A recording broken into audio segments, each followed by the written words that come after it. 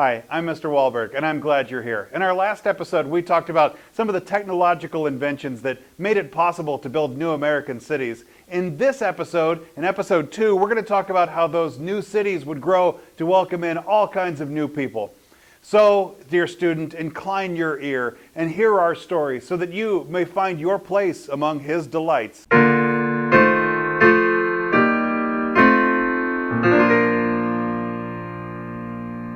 We have 4 objectives today. By the end of this episode, you should be able to summarize the conditions from European immigrants entering America through Ellis Island. 7, summarize the conditions of Asian immigrants entering America through Angel Island. You should be able to 8, describe the movement of immigrants to cities and the opportunities they found there. And 9, describe the religious and social reform movements of turn-of-the-century America. But let's begin in Roman numeral number 6. Here we meet the Statue of Liberty. Celebrating the Union's win in the Civil War, the French Anti-Slavery Society proposed a present from France to the United States to honor America's 100th birthday in 1876. The French would donate the statue if Americans would provide the pedestal. Designed by the sculptor Frédéric Auguste Bartholdi and attached to a metal framework built by Gustave Eiffel, the Eiffel Tower, the statue was dedicated on October 28, 1886. The statue was a robed liberty goddess, a Roman goddess. She holds a torch above her head with her right hand, and in her left hand she carries a tabula ansata inscribed July 4th, 1776. A broken shackle and chain lie at her feet while she walks forward, commemorating the recent national abolition of slavery. The pedestal that she stands on was then the largest concrete structure in the entire country, and it features a poem called The New Colossus, a sonnet written by a poet of the day named Emma Lazarus that welcomed immigrants to nearby Ellis Island. The poem called The New Colossus by Emma Lazarus still remains as one of those pieces of the hallmark of American identity. Subpoint B. From 1870 to 1920, that 50-year period, in that 50-year period, 20 million Europeans arrived in the United States. Many fled persecution, such as Eastern European Jews fleeing the pogroms that inspired Emma Lazarus's poem. They escaped religious repression in Russia and Ukraine and Poland and other parts of Eastern Europe. Escaping, they transformed the Jewish presence in the United States altogether. Decades of rapid European population growth, coupled with new industrial farming techniques, it resulted in a sharp lack of jobs and opportunity back in the old country. And then several civil and foreign wars rocked Europe in the last decades of the 1800s. Reform movements, then the revolts that followed, influenced young people to go seek independent lives elsewhere. For a while, Europe didn't look like a very good place to be. Although some immigrants had mastered trades, the majority, especially poor farmers from Italy, Greece, and Eastern Europe, they had not mastered trades, and they filled the increasing demand for unskilled workers in the United States. Immigrants with any education or money or business contacts, they usually prospered. Others endured harsh working conditions to improve the lives of their children, their grandchildren. A few experienced extreme poverty. Most really only expected to live in the United States for a couple of years, work for a while, accumulate a good savings, and then go home. Subpoint C. Intent on improving their lives, immigrants endured a long, grueling journey across the Atlantic and an intense inspection process at Ellis Island. Ellis Island in New York Harbor, it was the chief immigration station for Europeans coming into the United States. Upon arrival, immigrants were inspected by a series of medical officers for physical inspection. Most were allowed to pass in a matter of seconds, but those whom doctors thought were physically deficient or mentally deficient, they were marked with chalk and taken away for additional physical and mental screening. New arrivals might be rejected if they were anarchists, or if they had a criminal record, or if they showed any signs of a low moral character. Despite the tests, a number of people entered at Ellis Island easily. Actually, the number that were denied was really quite low. Of the 12 million people that passed through its doors between 1892 and 1954, only around 2% were deemed unfit for some reason to enter and become citizens of the United States. Inspectors would go check documents to see if immigrants met legal requirements. And despite popular legend, immigration inspectors did try to respect the family ties and legal last names of entrants. Modern historical research has shown very few careless mistakes by Ellis Island officials. Subpoint D. Newly arrived immigrants, whether from Europe or Asia or anywhere else, had to create a new life. They had to go find work and a home and go learn new ways. They mostly had to figure it out on their own. There were few resources for new families to come learn about America. A lot of people, they sought others who shared their cultural values or their religion or their language. This helped form ethnic communities, some famous today with examples of Little Italy neighborhoods and Chinatowns. Subpoint E, the shared communities and ethnic neighborhoods, they seem to clash with the American ideal as a melting pot, where people would blend in by abandoning their native culture to go adopt American culture. America's never really been a melting pot. Every corner of the country has marks of its own cultural history, but it's sort of the thing that we tell ourselves about America. Native-born Americans, they often adopted the idea of nativism. Nativism was a belief that Western European, Anglo-Saxon descended Americans were superior to other ethnic groups, and especially to the newly arrived immigrants.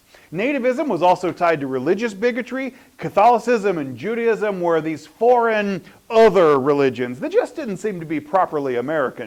In 1897, Congress passed a bill requiring immigrants to go prove their literacy in their native language. President Cleveland vetoed the bill, said, literacy is not a gateway or not a gate to the country. Literacy restrictions were reintroduced in 1917, and that passed over President Wilson's veto. Roman numeral number 7. Let's turn our eyes westward to the western gate of Angel Island. And here we have groups, essentially anybody that's not European or on the Atlantic side comes through this one. So we'll talk like immigrants from Mexico had to go through Angel Island. Angel Island mostly processed Asian immigrants, but we'll start with immigrants from Mexico. In 1902, the National Reclamation Act created all this new farmland in the American Southwest. It opened up new agricultural jobs, and it drew all kinds of new Mexican immigrant farmers. Years of turmoil in Mexico resulted in a messy Mexican Revolution beginning in 1910, and over 700,000 people fled the violence from the really kind of awful Mexican Revolution. Subpoint B. In the earliest wave of Chinese immigrants, so here we're talking about immigrants from Asia, the earliest wave of Chinese immigrants were attracted by the California gold rush. They worked in railroads and farms and mines and businesses. They also worked as domestic servants, as cooks and maids. But Japanese immigrants first went to Hawaii, even before it was a U.S. territory, and then into the West Coast. By 1920, there were more than 200,000 Japanese immigrants in California, and Oregon, and Washington State. Subpoint C, the idea of nativism found a strong foothold in the labor movement, especially in the West, where people feared that Chinese immigrants would come to the United States, take American jobs, and work for lower wages. So unions used political pressure to go restrict any immigration from Asia. The 1882 Chinese Exclusion Act banned entry to the country for most Chinese people. The act only allowed entrance to merchants, to clergy members, diplomats, teachers, and students, and it totally barred laborers from entering, which made up the largest number of Chinese immigrants. A treaty with Japan in 1894 assured free immigration, but as the number of Japanese workers in California began to increase, they too were met with growing hostility. In August of 1900, Japan agreed to deny passports to laborers, so to stop any workers from leaving Japan in order to the United States. However, it didn't stop a lot of the workers to getting passports to Canada or Mexico or Hawaii and then immigrating into the United States. Racial antagonism, it intensified, and by 1905, a Japanese and Korean exclusion league was organized. In 1906, the San Francisco School Board went as far as arranging for all Asian children to go placed in a segregated school, much the same way that schools elsewhere segregated African American children. Japan was prepared to limit immigration to the United States, but San Francisco's school discrimination policy, that was just too much.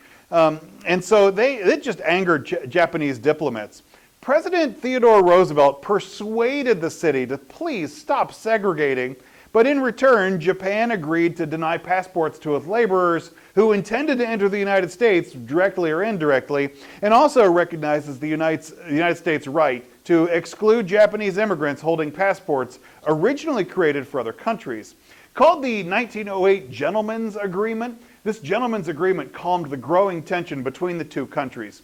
Subpoint D, let's look at Angel Island as an institution itself. People who immigrated to the United States on the West Coast, they didn't go through Ellis Island like in New York, they went through Angel Island near San Francisco Bay. Angel Island processed immigrants from over 80 countries, including Mexico and China and Japan and India and the Philippines, but mostly handled Chinese immigrants. Unlike at Ellis Island, immigrants at Angel Island endured long and harsh questioning with long detention times for admission. It was particularly intensive and demanding for Chinese immigrants. Roman numeral number 8. Immigrants settling in cities led to the growth of urban cores in America. And industrialization led to urbanization, and that's the growth of cities. Most immigrants settled in those cities and found cheap housing and factory jobs. And here's where we meet the Americanization movement. It was an effort to go assimilate new immigrants and to just push them into American culture. It was carried out in schools by voluntary groups who taught citizenship skills, English language, American history, how to cook like an American, American etiquette.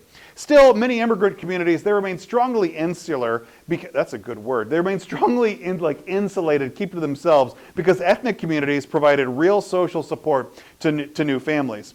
Subpoint B, farm technology was also changing the way agriculture operated, and it decreased the number of just plain old laborers that were necessary, and it pushed people to move into the cities. In particular, African Americans in the South lost their livelihood. From 1890 to 1910, many black people moved to cities in the North and the West to go escape racial violence.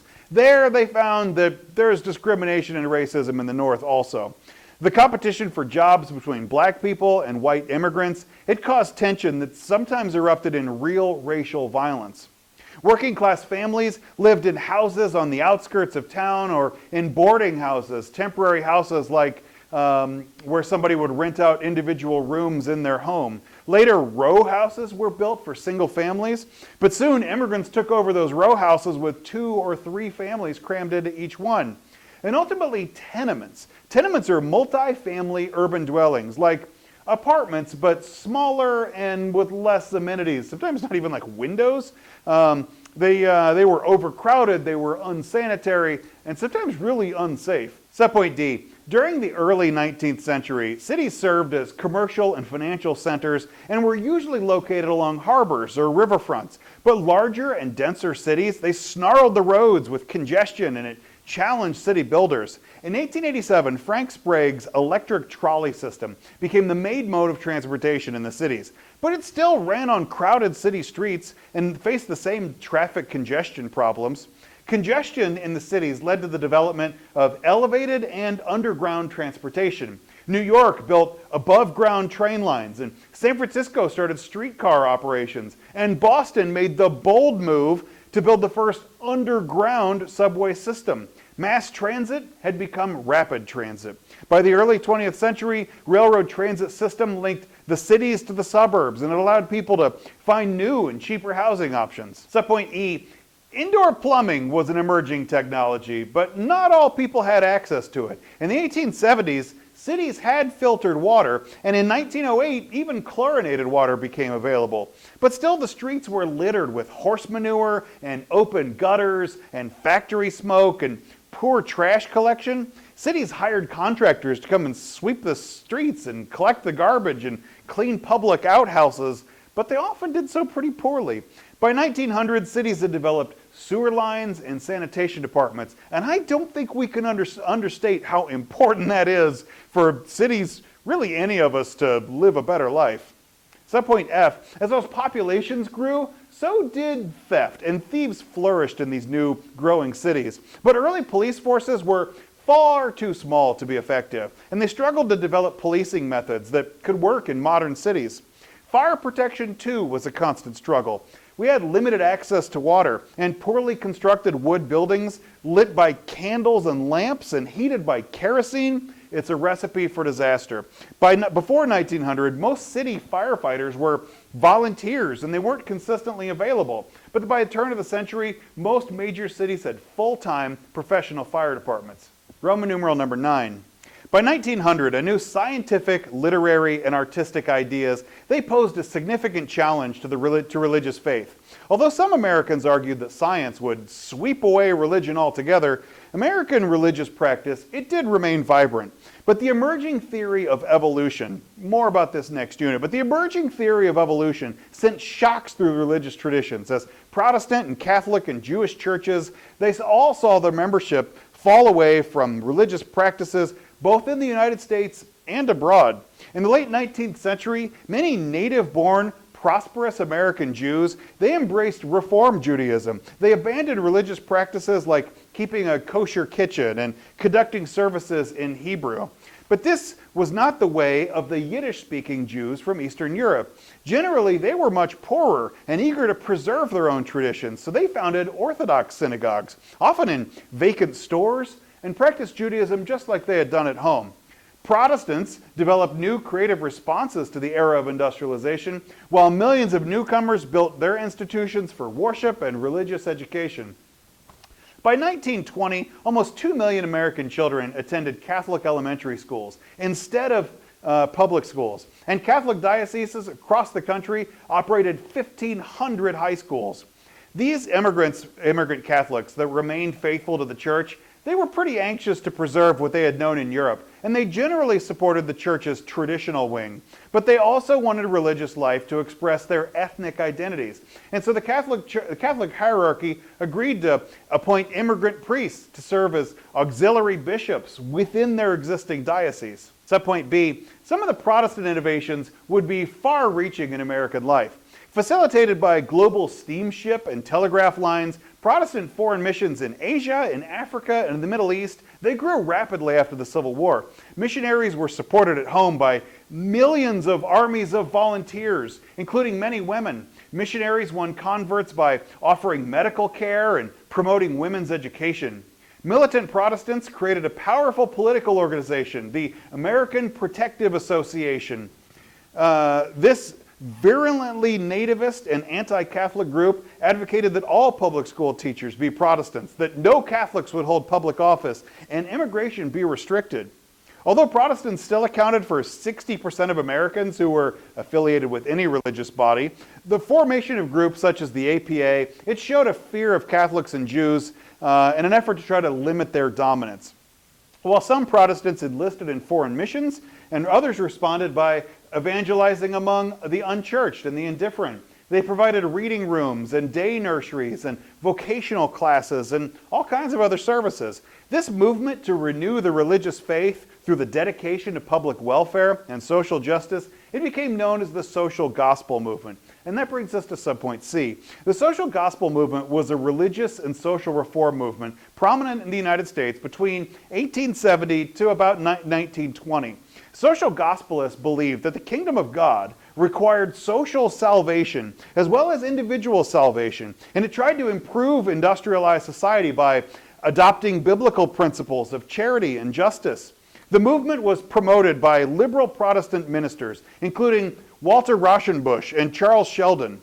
Walter Rauschenbusch's 1907 book, Christianity and the Social Crisis, it was very influential. It argued that Jesus didn't die as a sacrifice to atone for sins for individual people, but for sins of society as a whole. Charles Sheldon's book, In His Steps, it told the story of a congregation whose members resolved to live by Christ's precepts for one whole year.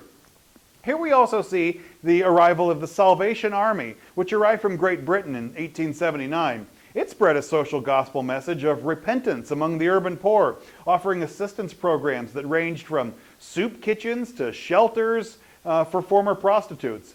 Labor reforms such as abolishing child labor, a shorter work week, a living wage, factory regulation, they all constituted the social gospel's most prominent concerns. Later in the 1930s, many social gospel ideals were realized through the rise of organized labor and the legislation of the New Deal. The social gospel used honorable religious goals to improve the lives of people. But it does have its theological aim backwards. Social gospelists believe that social work gave Christianity meaning, but instead, Christianity gives social work its meaning. Subpoint D. Urban reformers focused on the plight of the urban poor developed an ambitious project, the social settlement.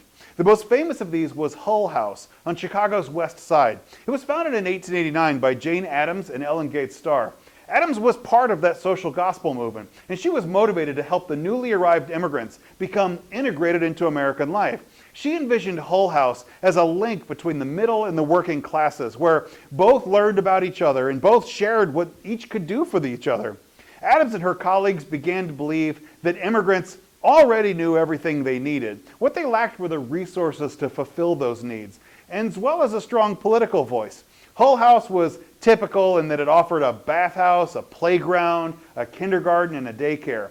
By the early 20th century, social settlements sprang up all over the United States. They engaged in an array of public activities, and they took on all kinds of different forms. Some attached themselves to pre-existing missions or to African American colleges. Others were founded by eager graduates of women's colleges. Social settlements used their resources and influence in a lot of different ways. They opened libraries and gymnasiums for working men and women. They operated employment bureaus and penny savings banks and cooperative kitchens for just tired families. Settlement work served as a springboard for all kinds of other projects, such as school reform and workplace safety laws and lead poisoning laws and juvenile delinquency treatment.